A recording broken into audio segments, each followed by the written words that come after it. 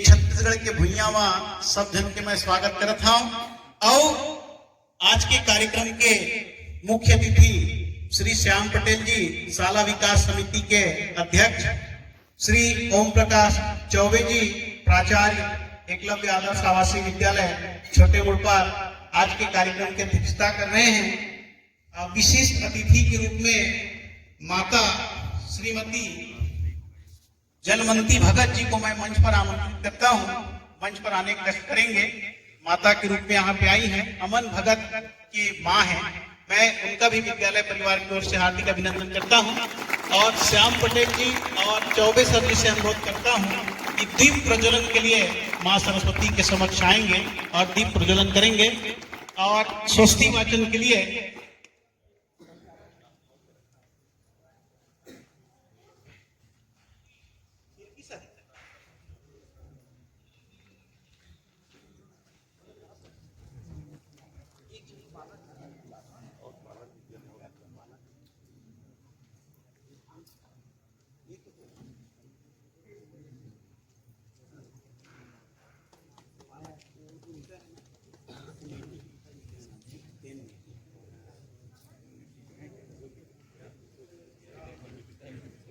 जितेंद्र नेटी के पालक मंच पर आ जाएं। जितेंद्र नेटी के पालक आ जाइए मंच पर।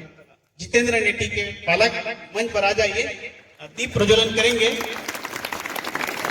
हमारे विद्यालय के वरिष्ठ शिक्षक साथी डॉक्टर दुर्गा सिंह राजपूत सर जी से मैं अनुरोध करता हूं कि वे स्वस्ति वाचन करेंगे। डॉक्टर दुर्गा सिंह राजपूत सर जी।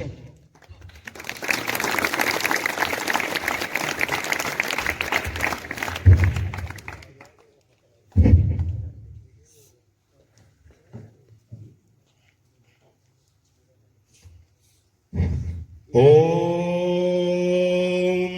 स्वस्ति न इंद्रो वृद्धस्तवा स्वस्ति न पूषा विश्ववेदाः स्वस्ति न अंतरिक्षो अरिष्टनेमि स्वस्ति नमो बृहस्पतिर्दधातु।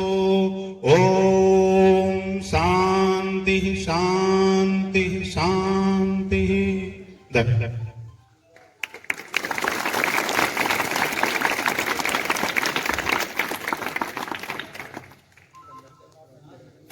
गजाननं भूतगणादिसेवितं कपित्थजम्बुफलचारुभक्षणम् उमासुतं शोकविनाशकारकम्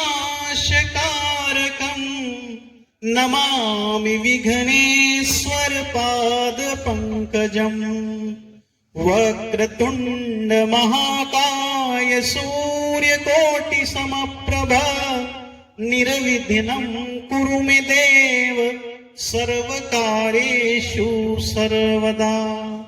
शान्ताकारं भुजगशयनं पद्मनाभं सुरेशं विश्वाधारं गगनसदृशं मेघवर्णं शुभांगं नीलाम्बुजश्याम कोमलांगं सीता समानौ महासायक चारुचापं नमामि रामं रघुवंशनाथं।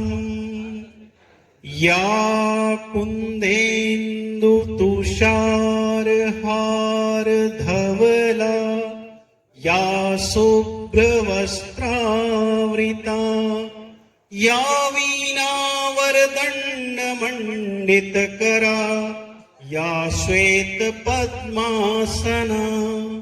या ब्रह्माच्युत शङ्करः प्रभृतिभिः देवैः सदा वन्दिता। सा मां पातु सरस्वती भगवती निःशेषजाड्यापहा। बोलो सरस्वती माता की जय। हंसवाहिनी ज्ञानदायिनी माता की जय। भारत की संस्कृति में के अधिष्ठात्री मां सरस्वती के पूजन के साथ ये कार्यक्रम आज शुभारंभ होता है और मैं सभी लोगों का हार्दिक अभिनंदन करता हूं। ये हम सब के लिए सुखद अवसर है कि आप सब लोग हमारे आमंत्रण को स्वीकार किए और अपने बच्चों के लिए यहाँ पर आए हैं। कहते हैं कि पापा कहते हैं बेटा बड़ा नाम करेगा, तो ये पालकों की इच्छा होती है कि उनके बच्चे पढ़ लिख करके आगे शिखर पर जाएं। तो कहीं न कहीं से माता पिता का त्याग ही होता है जो बच्चे को आगे बढ़ाने का काम करता है। तो मैं मातृशक्ति को 2 लाइनें अर्पित कर रहा हूं, फिर मैं आगे की कार्यक्रम को बढ़ाऊंगा। छत्तीसगढ़ी में कविता है, मैं आप सबको समर्पित करता हूं। माया पीड़ित के सुघर मूर्ति ममता हरस खदान ओ दाई तय महानशो दाई तय महानशो आखी ममया अक्षरामा प्रेम आखी ममया अक्षरामा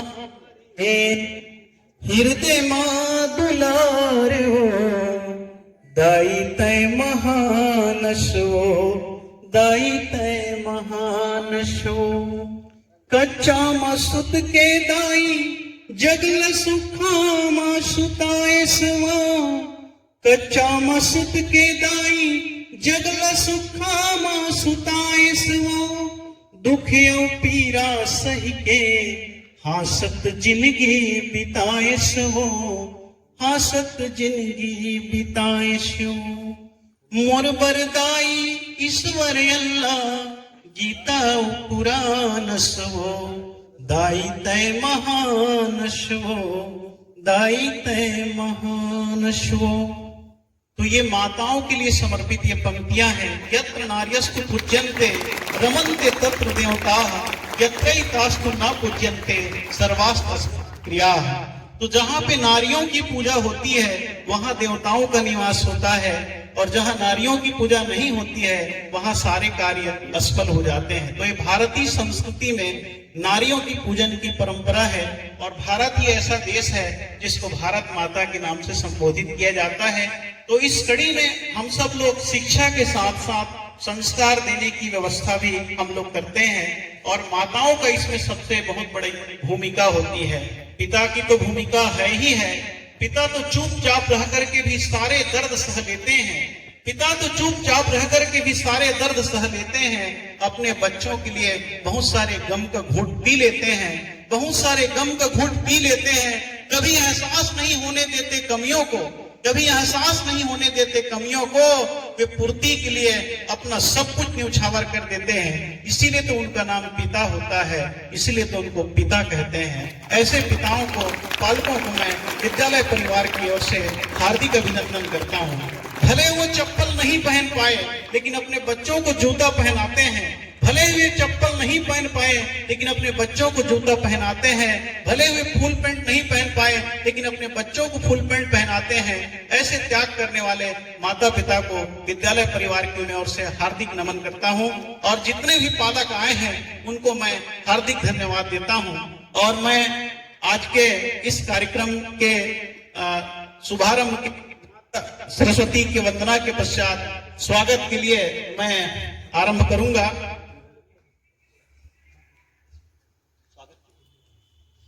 विद्यालय के प्राचार्य श्री चौबे सर जी से मैं अनुरोध करता हूं कि शाला विकास समिति के अध्यक्ष श्री श्याम पटेल जी को पुष्प गुच्छ देकर के स्वागत करेंगे। श्री श्याम पटेल जी का कांग्रेस राठिया सहयोग करेंगे। बालवंती भगत जी आ जाइए, ऊपर में आइए।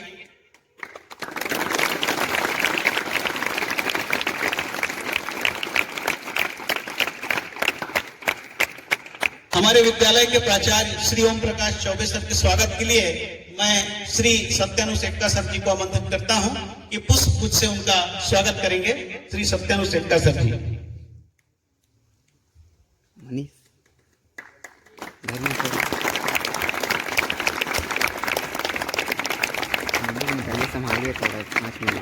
श्रीमती बालवंती भगत जी के स्वागत के लिए मैं आमंत्रित करता हूं कक्षा 12वीं छात्र अंजन कुमार राठिया आए और पुष्प गुच्छ से उनका स्वागत करेंगे। अंजन कुमार राठिया।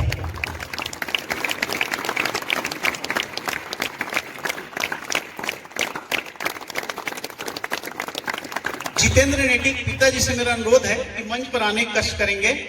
जितेंद्र नेटिक पिताजी।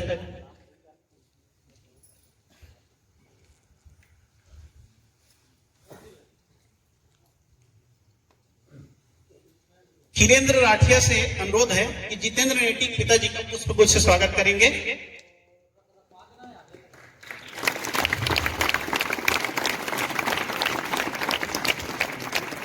ग्राम छोटे मुड़पार के नागरिक श्री त्रियोगी पटेल के स्वागत के लिए कांग्रेस राठिया को आमंत्रित करता हूं। पुष्पगुच्छ से उनका स्वागत करेंगे श्री त्रियोगी राठिया के त्रियोगी पटेल जी का।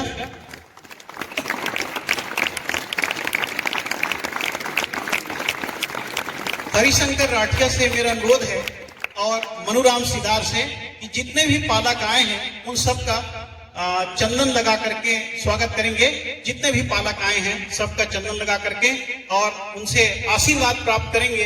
ये बड़ों का सौभाग्य है कि उनको आशीर्वाद दे और हम सबका अवसर है कि हम उनसे आशीर्वाद लें। तो सभी बच्चों से मेरा अनुरोध है कि अपने पालकों के लिए एक बार जोर से ताली बजाइए।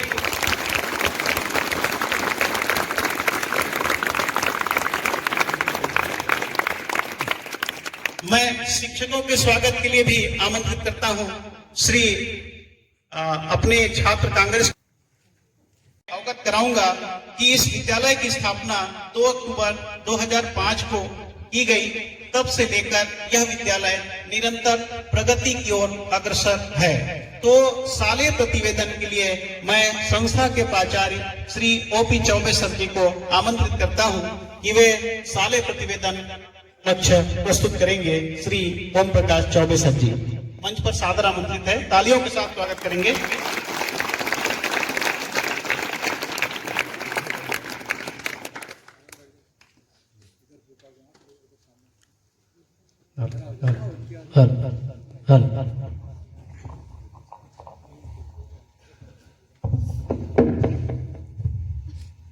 भारत माता की, भारत माता की। उपस्थित हमारे विद्यालय के सभी विद्यार्थी, उनके सम्मानीय पालकगण, आज के हमारे पालक सम्मेलन कार्यक्रम के मुख्य अतिथि श्री श्याम पटेल जी, और अन्य अतिथि गणमान्य त्रिलोकी पटेल जी, समस्त स्टाफ के शिक्षक कर्मचारीगण, आज बहुत दिनों के बाद बहुत प्लानिंग के साथ ये पालक सम्मेलन का कार्यक्रम रखा गया है।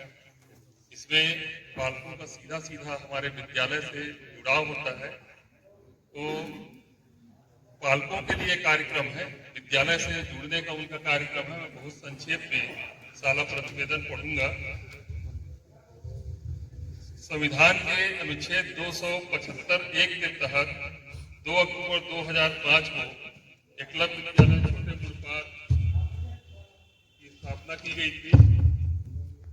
भारत सरकार के जनजातीय मंत्रालय एवं छत्तीसगढ़ शासन के आदिवासी विकास विभाग के माध्यम से यह विद्यालय छात्रों के बहुमुखी विकास के लक्ष्य के अनुरूप संस्था संचालित है। 2011-12 से 2020-21 तक 12वीं के 423 छात्र उत्तीर्ण होकर अलग अलग क्षेत्रों में अपने महत्वपूर्ण योगदान दे रहे हैं। यहाँ के उत्तीर्ण 50% से अधिक बच्चे स्वरोजगार या शासकीय रोजगार से भी जुड़ चुके हैं। बहुत बच्चे फॉरेस्ट गार्ड, पोस्टमैन, फिर पैरा मेडिकल और अन्य कई सेवाओं में कार्यरत है। एकलव्य विद्यालय छोटे मुड़पार में वर्तमान सत्र में 420 छात्र अध्ययनरत हैं। छात्रों के अध्ययन के लिए स्मार्ट क्लास, भौतिक प्रयोगशाला, रसायन प्रयोगशाला, जीव विज्ञान प्रयोगशाला, कंप्यूटर लैब एवं सर्व सुविधा युक्त पुस्तकालय की व्यवस्था है। विद्यालय में हमारे शिक्षकों द्वारा छात्रों को उचित मार्गदर्शन नीट एवं JEE, PAT, PP, ST, PPT, BSc nursing व अन्य परीक्षाओं के लिए विशेष रूप से मार्गदर्शन दिया जाता है।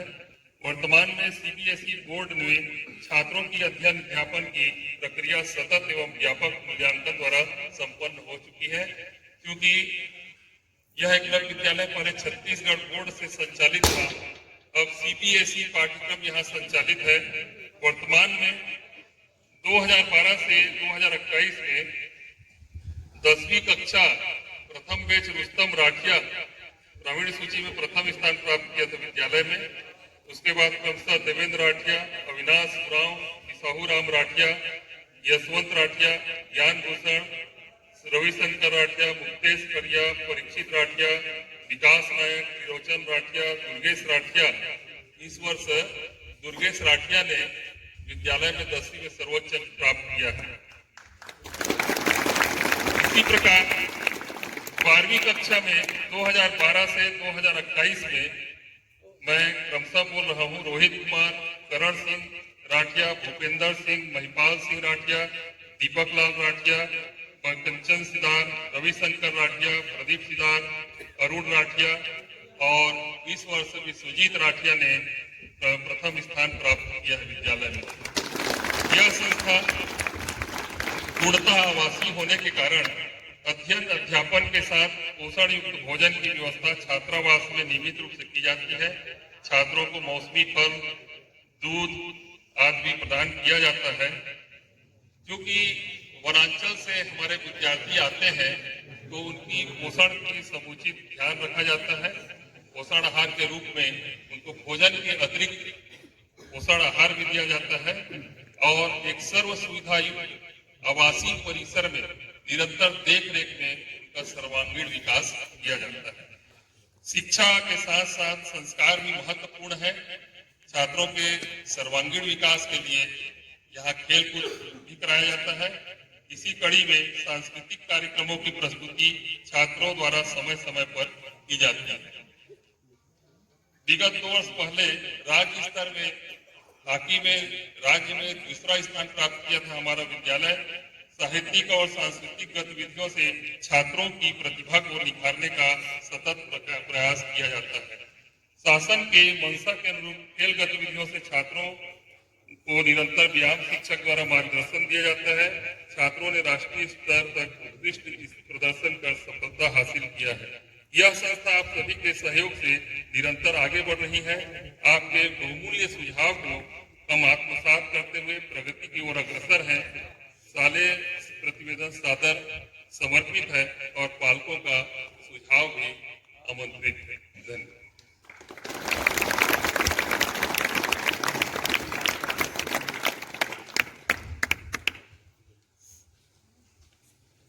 धन्यवाद चौबे सर जी। अब मैं मंच पर आमंत्रित करूंगा हमारे विद्यालय के वरिष्ठ व्याख्याता श्री प्रमोद यादव सर जी।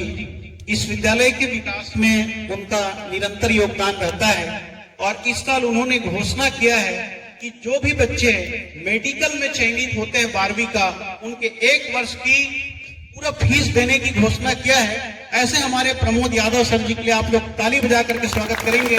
नवाचार करने के लिए हमारे प्रमोद यादव सर जी जाने जाते हैं। उन्होंने 200 से अधिक यूट्यूब वीडियो बना करके जीव विज्ञान विषय के लिए एक बहुत बड़ा नवाचार किया है। तो ऐसे नवाचारी शिक्षक श्री प्रमोद यादव सर जी मंच पर आमंत्रित है। श्री प्रमोद यादव सर जी।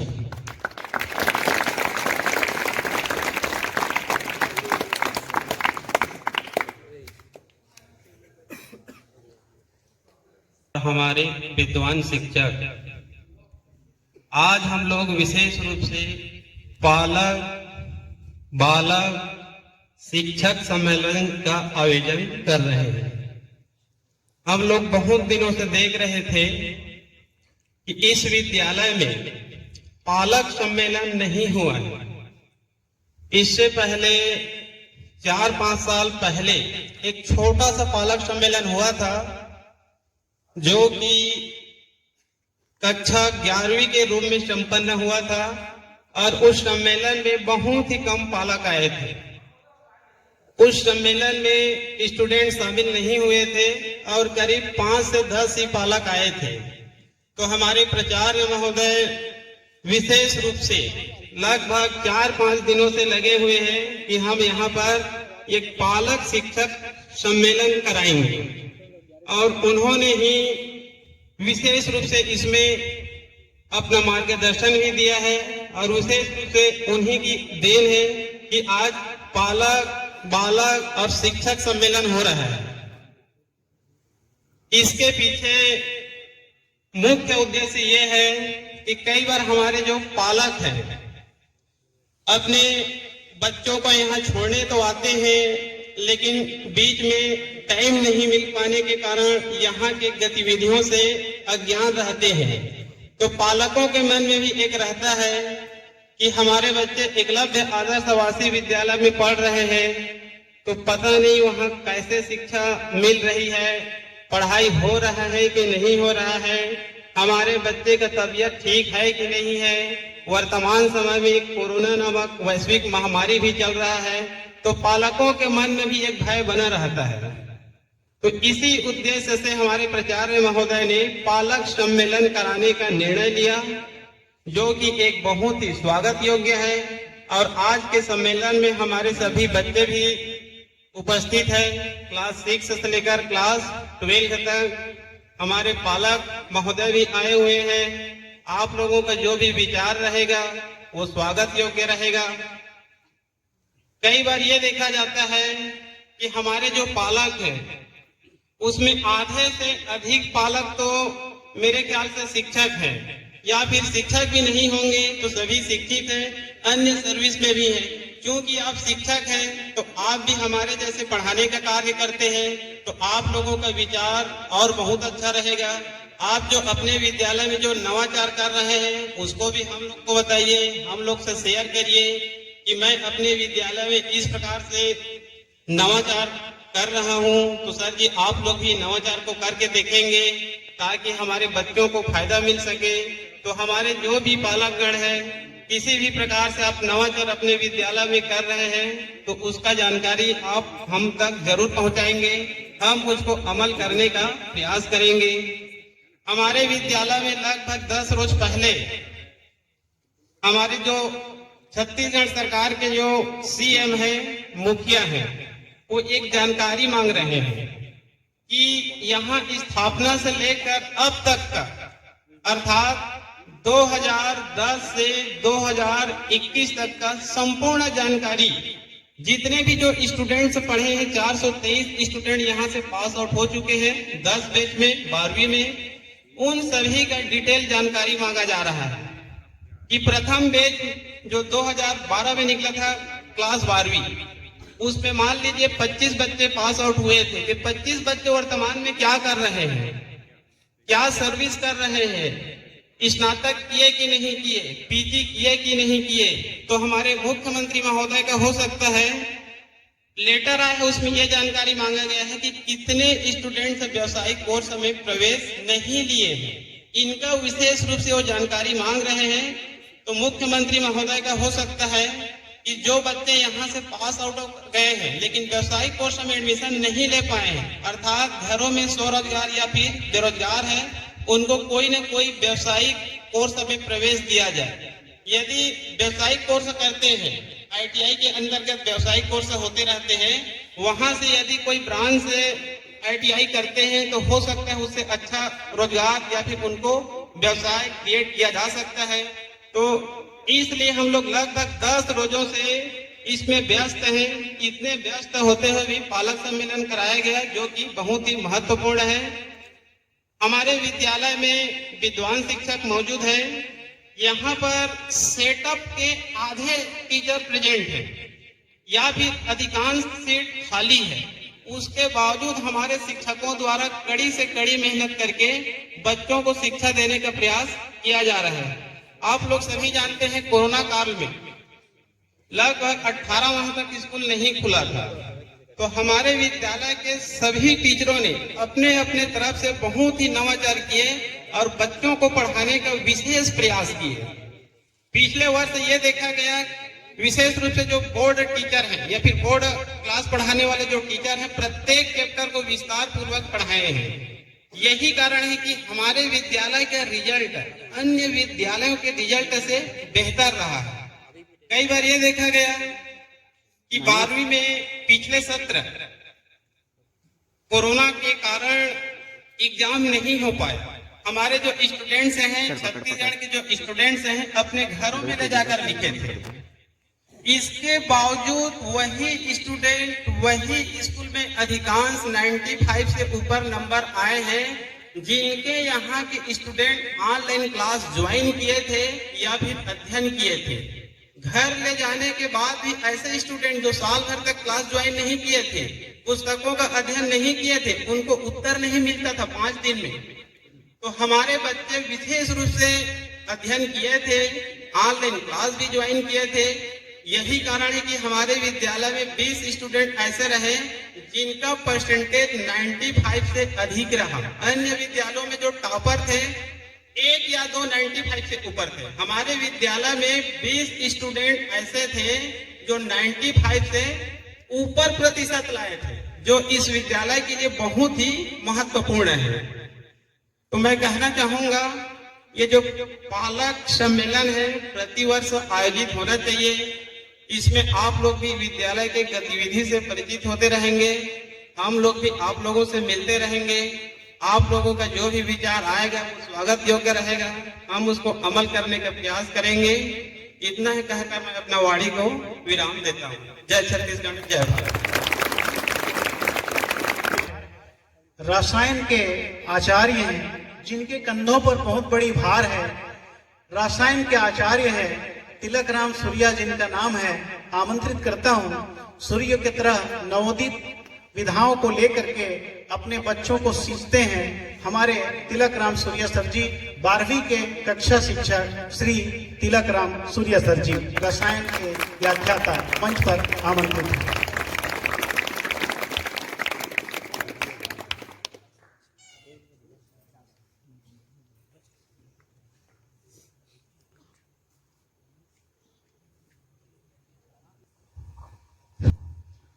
धन्यवाद सिन्हा सर।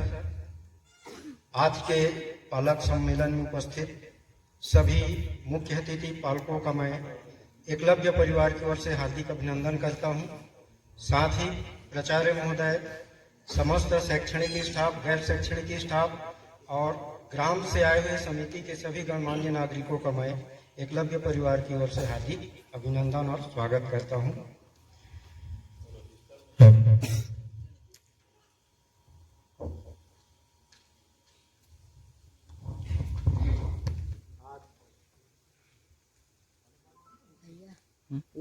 पर कहना चाहिए जैसावर कहते हैं हर संभव हमारा प्रयास रहता है कि हर बालक अच्छे से अपना करियर बनाए और इसी उद्देश्य से पूरा स्टाफ लगा रहता है। मैं पालकों से एक विशेष आग्रह करना चाहूंगा, इस प्रकार की शिकायत कर रहे हैं तो उस पर हम अमल करेंगे और अध्यापन को और विशेष रूप से कहना चाहिए उस पर ध्यान देंगे। यहाँ से छोड़ के जाते हैं और कहना चाहिए कोर्स के संबंधित जरूर कापी पुस्तक को पलट के देखिए। जैसे अभी छुट्टी में जाएंगे जरूर एक बार आप कहना चाहिए अपने बालक की कापी पुस्तक है। और यदि मान लीजिए कोई प्रकार की शिकायत आपको अध्यापन संबंधी आता है पर्सनली कांटेक्ट कर सकते हैं। और आप लोग सब कोई समय निकाल के आए इस पालक सम्मेलन में, इसके लिए बहुत बहुत धन्यवाद है। और साथ ही साथ आपके महत्वपूर्ण सुझाव पर हम लोग अमल करेंगे, ये आपको हम आश्वासन दिलाते हैं। और बालक के समस्त विकास के लिए पूरा स्टाफ एकजुट कर कार्य कर रहे हैं। और इस पर किसी प्रकार की कहना चाहिए कोई समस्या आती है तो आपको भी कहना चाहिए फर्ज बनता है उस समस्या को सुलझाने का, कुछ सुझाव देने का। साथ ही सभी बच्चों से मेरा ये निवेदन है, आप माँ बाप को छोड़ के यहाँ आते हैं तो समय को व्यर्थ न करते हुए अपने माँ बाप का कहना चाहिए सपना को पूरा करिए।